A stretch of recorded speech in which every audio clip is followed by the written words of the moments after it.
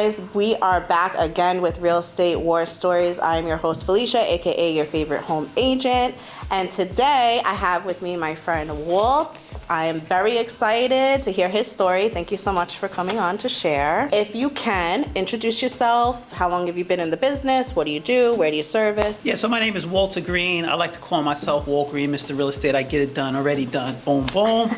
I've been in the business 10 years. Real estate, I love it. This is my passion. I never really thought that I could do something where I could make a lot of money. I wasn't really the best student, wasn't really the best at taking orders, wasn't the best at clocking in, clocking out. So, getting into real estate, it's just really been a blessing for my life and put me in a different position that I can only dream of if I go back, to the high school years. I sell a lot of residential real estate, Nassau, Brooklyn, Queens. I might touch the Bronx.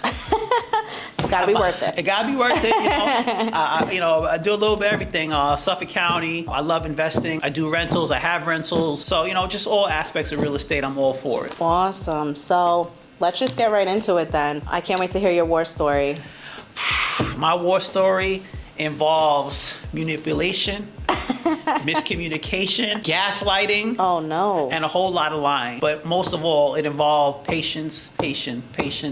This all goes back to that beautiful year 2020. Oh, that's the common year that everybody talks about. Everybody got the 2020 story. So my 2020 story is in June 2020, I was shown a house and I found a house for a buyer. Okay. All right, cool. Everything's all good. We put the offer in. We got the accepted offer. As always in 2020, somebody else came with a higher offer, and my buyer said, I'm not going any higher. Bidding wars. Long story short, that person fell out. They came back to us, said, you want to buy the house? We said, fine. It was a 2-family house. It's in Valley Stream, a 3-over-3 with a huge basement, all 3 floors included. You're around like 3,300 square feet. So great property. This is where all the BS started. So, at first, we got the contract in June. We signed the contract right away. I mean, like literally the listing agent was like, can you get the contract signed right away? My buyer lived in Manhattan, came out to Long Island, got the contract signed, sent it back the next day. Okay, seller's gonna sign. Seller didn't sign for 2 months. Oh my God. 2 months. 2 months. So it was an estate sale where you had a brother, a sister, and another drama. Brother, and none of them are, the direct heir or the children of the person who passed away. They're just the closest family. And they're fighting over this property and I should get this percent, I should get that percent. It was just a debacle. And I even remember during the home inspection, we had to play nice because it took them so long to allow us to do anything that the lady is drunk and she starts to sing. And she's like, I sing so good, right? And like she smokes cigarettes back to back. And she's like, I don't want to make fun of somebody, but it sounded like that commercial with the thing. And her singing was horrible. And my buyer's like, oh, you sound so beautiful. Like, I'm lying. I'm anything to get the house. Yeah, anything to get the house. So then, we're supposed to close in October, and this is when the interest rates were at the absolute lowest. At that point, my buyer locked in at 2.25%. Oh wow, that's great. 2.25, and the mortgage is going to be, I think, like $4,300. I'm sorry, no, $5,300 at that time, which is a great mortgage for a 2-family that size because you're gonna make like $3,000 over that. So, comes down to the closing, title issue. What's the title issue? They don't know what the title issue is. What do you mean you don't know what the title issue is? Oh, then they started fighting about who should pay the back taxes. I said, well, y'all just all have to split it. Mm-hmm. Now you hear me saying I'm telling because the listing agent is nowhere to be found. He's in Florida. He's golfing. He doesn't answer his phone. He doesn't know what's going on. He's lost in the sauce. Closing gets postponed. So then they try to say, maybe we should just send your money back. And we said, no, we want the house because the market was continually going up at that time. So this house that we locked in at $685 was now worth, by the time that rolled around, like $735, $740, right? So then, I guess some other realtors came by the house and was saying, hey, look, I can get you some more money. I can get you some more money for the house. So then they tried to get us out the deal. They put the property back up for sale. Oh my God. They put it back up for sale. And they tried every game in the book. So we said, you know what? Did your buyer get their deposit back? We didn't accept it. Oh, okay. We did not. You have to deposit it back to accept it. Okay, gotcha. So we refused to accept it. Then I said, you know what?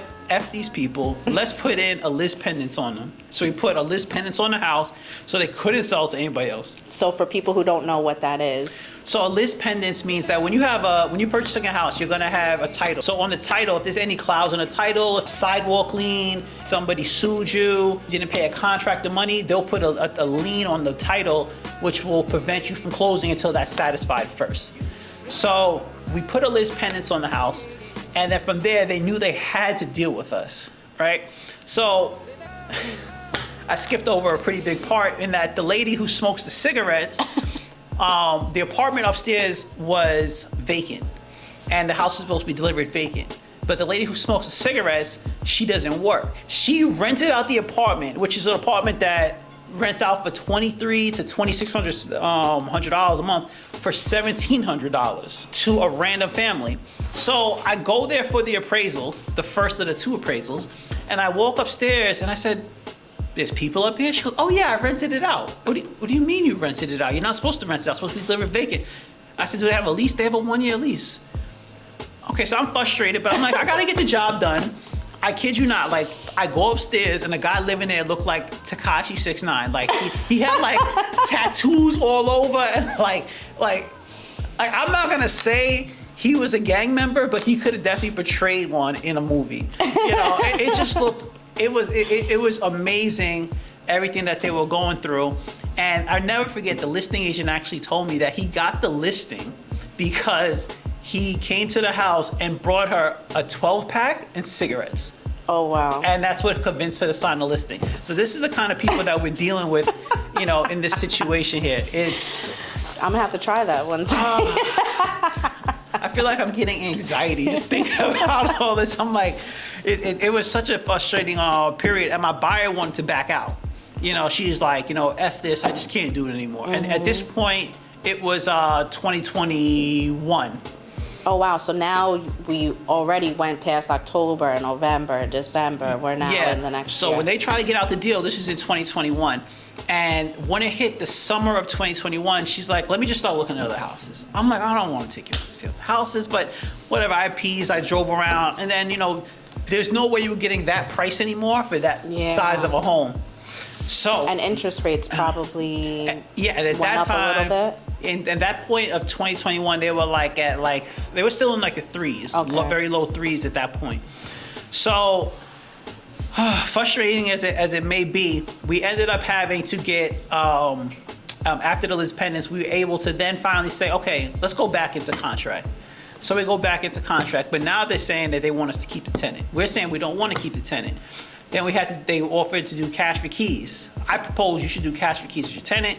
They said that we should pay the money. I said, why should we pay the money? I said, we'll pay the money, but just take it off the price of the house. Well, we don't want to do that. Also, I don't know what to tell you. So then we were finally going to close at the end of 2021. The summer of 20. No, the end of 2021. Oh, the end. Okay. Oh yeah, we went all the way around, and then out of nowhere, one of the sisters dies with no will, and the house had to go back to probate. It was so freaking fresh, like the clear to close, but she died.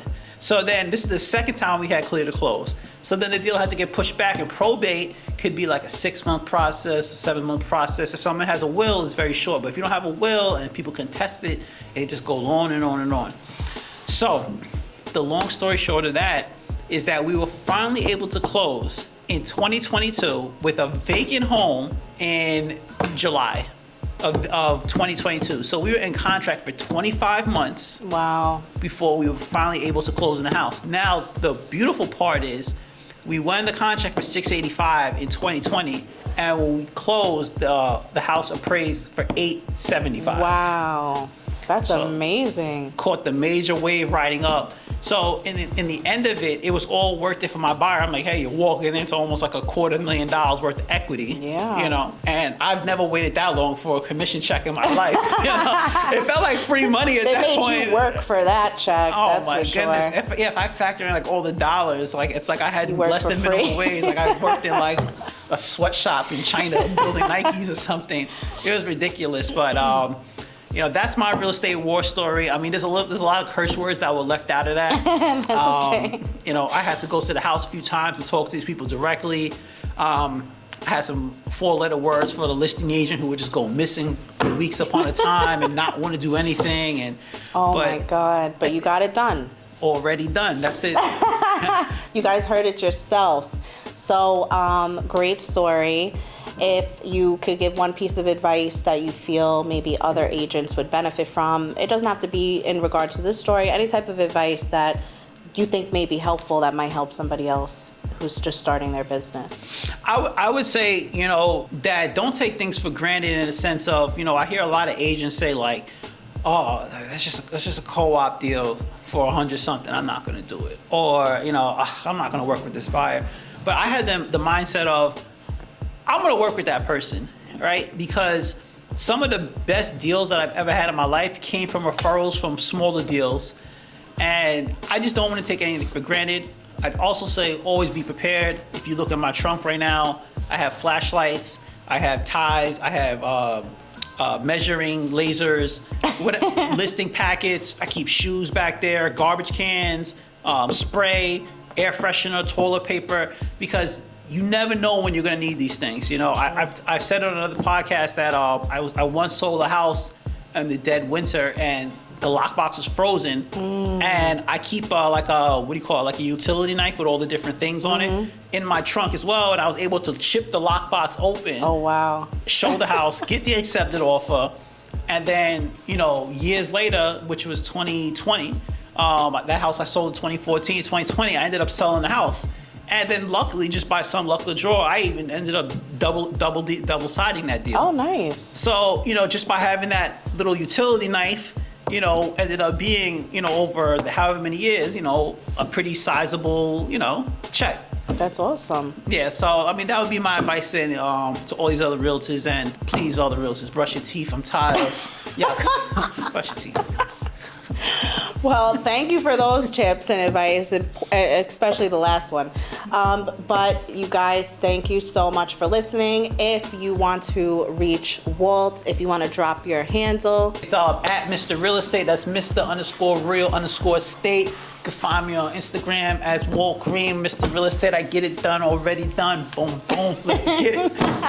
Thank you guys so much. Don't forget to like and subscribe, and I will see you on the next one.